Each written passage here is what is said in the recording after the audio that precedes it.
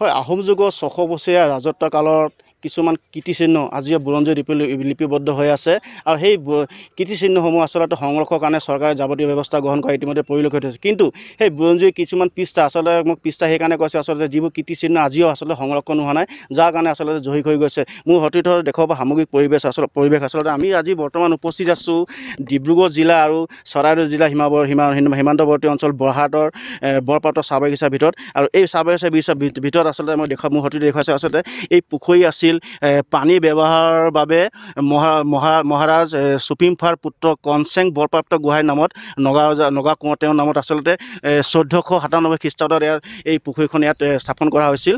আৰু সেই সময়ৰ পৰা আজিলৈকে আচলতে দেখিবলৈ পোৱা আছে, আপোনালোকে দেখিব দৃশ্য দেখিলে আপোনালোকে নিজে গম পাব আচলতে হাবি বনে আচলতে আৱৰি ধৰিছে। ইয়াক সংৰক্ষণৰ কাৰণে আচলতে যি আজিলৈকে কোনো ব্যৱস্থা গ্ৰহণ কৰা নাই। আৰু এনেদৰে যদি আচলতে এই কীৰ্তিচিহ্ন হ'ব যদি সংৰক্ষণ কৰা নহয়, তেতিয়াহ'লে নিশ্চিত এদিন ইতিহাসৰ পাতৰ পৰা এই কীৰ্তিচিহ্নবোৰ আচলতে নিঃশেষ হৈ যাব।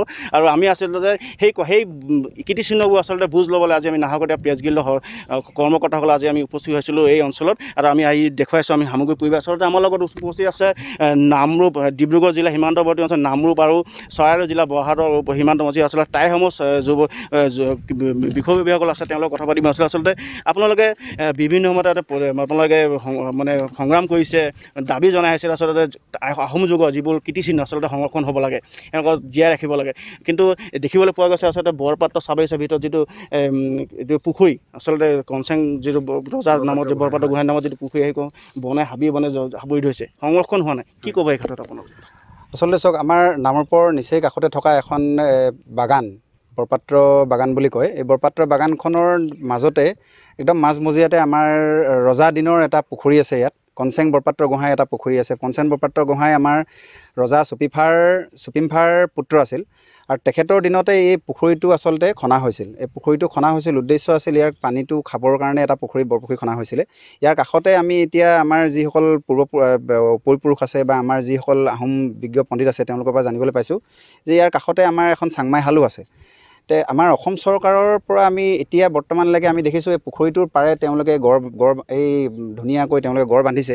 কিন্তু হ'লেও এই পুখুৰীটো বৰ্তমান অৱস্থাত এটা বৰ ৰহি চহি যোৱা দেখি পোৱা গৈছে। মানে আমি অসম চৰকাৰলৈ আমি এটা আহ্বান জনাম, খুব এটা কাটৌ অনুৰোধ কৰিছোঁ আমাৰ স্থানীয় বিধায়কৰ যোগেদি, যে এই যিবিলাক আমাৰ আহোম বুৰঞ্জীৰ লগত জড়িত, আহোম পৃষ্ঠাৰ লগত এই আহোম বুৰঞ্জীৰ লগত জড়িত যিবিলাক কীৰ্তিচিহ্ন আজি আমাৰ এই জেগাবিলাকত ৰৈ গৈছে, এই বস্তুবিলাকত তেওঁলোকে অলপ চকু দিয়ক। আৰু মাননীয় বিধায়কে আজিলৈকে যদি এইবিলাকৰ ওপৰত যদি কিবা পদক্ষেপ লৈছিলে, আমি খুবেই তেখেতক ধন্যবাদ জ্ঞাপন কৰিছোঁ, প্ৰশংসা কৰিছোঁ।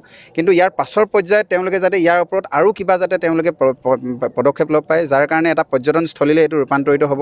আমি এইটো খুব গৌৰৱেৰে ক'ব পাৰিম যে আমাৰ আহোম ৰজাৰ দিনৰ এটা কীৰ্তিচিহ্ন, যিটো অসম চৰকাৰৰ দিনত আজি এটা পৰিচয় পালে বুলি আমি ধৰিব পাৰিম।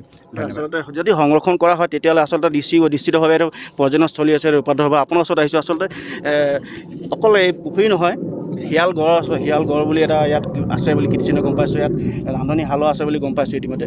তো এই সকল বস্তু সংৰক্ষণ হোৱা নাই আজিলৈকে, কি ক'ব আপুনি?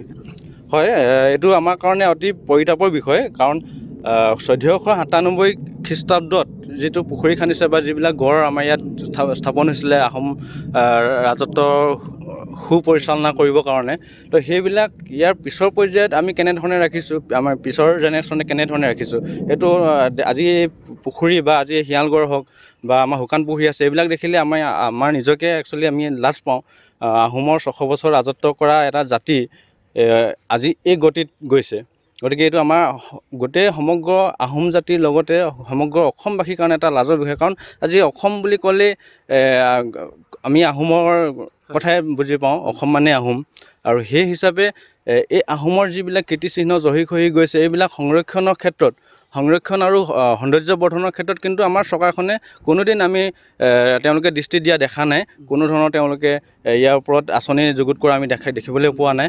গতিকে আমি সদৌ টাইম ছাত্ৰ সন্থা চৰাইদেউ জিলা সমিতিৰ তৰফৰ পৰা, যিহেতু এই গোটেই অঞ্চলটো আমাৰ চৰাইদেউ জিলা সমিতিৰ ভিতৰত পৰে, গতিকে আমি জিলা সমিতিয়ে চৰকাৰক আমি অনুৰোধ জনাইছোঁ, তেওঁলোকক দাবী জনাইছোঁ যে তেওঁলোকে খুব সোনকালে আমাৰ এই পুৰণি কীৰ্তিচিহ্নসমূহ তেওঁলোকে সংৰক্ষণ তথা সৌন্দৰ্য বৰ্ধনৰ ওপৰত গুৰুত্ব দিয়ক।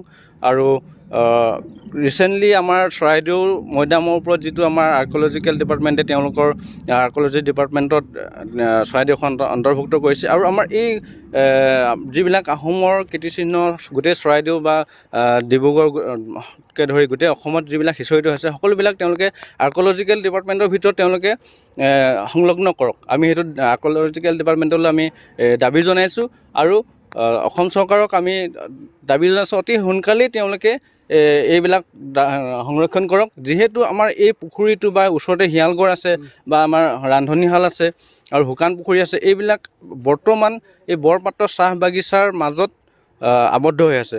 বাগিচা কৰ্তৃপক্ষই এইবিলাক ৰাইজৰ কাৰণে তেওঁলোকে মুকলি কৰি দিয়া নাই, কাৰণ আমাৰ বাহিৰৰ পৰা যিসকল পৰ্যটক আহে তেওঁলোকে এইবিলাক চাওঁ বুলি ক'লে তেওঁলোকে চাব নোৱাৰে, কাৰণ কালি পৰহিলৈকে এই বাগানৰ সীমাৰ ভিতৰত যিবিলাক ফেঞ্চিং আছিলে, ফেঞ্চিং পাৰ হ'বলৈ তেওঁলোকে বাগানৰ কৰ্তৃপক্ষই অনুমতি নিদিয়ে আৰু যাৰ ফলত বাহিৰৰ কোনো মানুহ ইয়াত সোমাই বা এইবিলাক পৰিদৰ্শন কৰিবলৈ সুবিধাটো নাপায়। গতিকে এই ক্ষেত্ৰত আমি বাগানৰ কৰ্তৃপক্ষকো, বৰপাত্ৰ চাহ বাগিচা কৰ্তৃপক্ষকো আমি দাবী জনাম যে তেওঁলোকে কিন্তু কোনো কাৰণতে আমাৰ এই পুৰণি কীৰ্তিচিহ্নসমূহ ধ্বংস কৰাৰ ক্ষেত্ৰত আগবাঢ়ি নাহিব আৰু সেইটো অহাটো আমি কেতিয়াও টাইমছা তন্তা বিচাৰা নাই। আৰু যদি তেওঁলোকে আহে বা ভৱিষ্যতে যদি এইবিলাক আমাৰ সম্পত্তিৰ ওপৰত যদি তেওঁলোকে হেনচকু ৰাখে বা ইয়াত কোনোবা মানুহ সোমোৱাত বাধা প্ৰদান কৰে, তেতিয়াহ'লে কিন্তু টাইমছা তন্তা কোনোদিন বহি নাথাকিব। ধন্যবাদ থাকিল। আচলতে অতি গুৰুত্বপূৰ্ণ কথা কৈছে। আচলতে ইতিহাসৰ পাতৰ পৰা যদি এই কীৰ্তিচিহ্নসমূহ যদি আঁতৰি যায়, তেতিয়াহ'লে আচলতে উঠি অহা প্ৰজন্ম, আচলতে আমাৰ নৱপ্ৰজন্মই শিকিব লগা বহুত বস্তু আচলতে তেওঁলোকৰ আহত বা তেওঁলোকৰ শিক্ষাৰ পৰা বঞ্চিত হ'ব।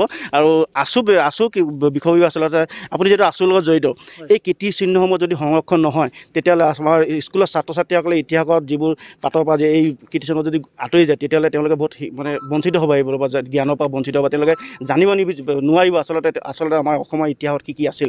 এই ক্ষেত্ৰত আছুক বিষয় আছে, আপুনি কি ক'ব? আমি প্ৰথমতেই অসম চৰকাৰক আমি আহ্বান জনাইছোঁ। অসম চৰকাৰ মাননীয় মুখ্যমন্ত্ৰী ডাঙৰীয়া ডক্টৰ হিমন্ত বিশ্ব শৰ্মাক আমি কাটৰে আহ্বান জনাইছোঁ যে এই কীৰ্তিচিহ্নবিলাক অতি সোনকালে সংৰক্ষণ কৰক, কাৰণ কেলৈ ইতিহাসৰ পাতনিৰ পৰা নাইকিয়া হোৱাটো এইটো এটা বহুত ডাঙৰ এটা ক্ষতি হ'ব, অসমৰ কাৰণে ক্ষতি হ'ব বিশেষকৈ। আৰু অসমৰ ছাত্ৰ ছাত্ৰীসকলে ভৱিষ্যতটোক আগুৱাই লৈ যোৱাৰ ক্ষেত্ৰত যাতে অসম চৰকাৰে গুৰুত্ব প্ৰদান কৰিব লাগে, এই কীৰ্তিচিহ্নসমূহ সংৰক্ষণৰ ব্যৱস্থা কৰিব লাগে। যিমানবিলাক কীৰ্তিচিহ্ন হেৰাই গৈছে, সেই কীৰ্তিচিহ্নবিলাক অসম চৰকাৰক আমি আহ্বান জনাইছোঁ, কাটৰে আহ্বান জনাইছোঁ, এই কীৰ্তিচিহ্নবিলাক আপোনালোকে অতি সোনকালে ব্যৱস্থা গ্ৰহণ কৰক। অন্যথা কিন্তু আমি ছাত্ৰ সন্থাই মনে মনে কেতিয়াও বহি নাথাকোঁ।